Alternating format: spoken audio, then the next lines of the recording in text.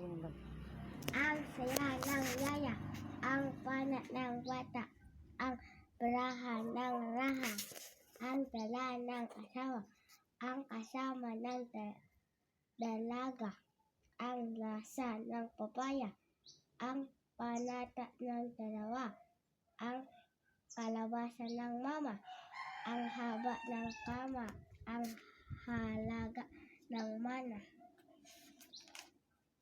mga mata at paa, mga palaka at daga, mga lata at tasa, mga kalabasa at papaya, mga pata at tapa, mga alaga at yaya, mga kawa at banga, mga panga at baba, mga akala at haka-haka, mga baka at maya.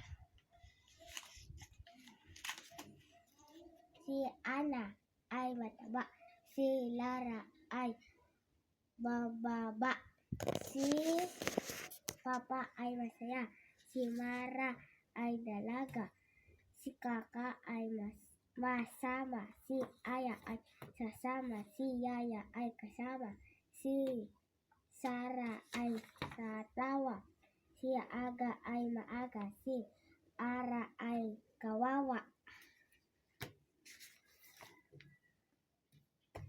May palaka, sapa. Ang palaka ay mataba, masaya ang palaka kapag nasa sapa.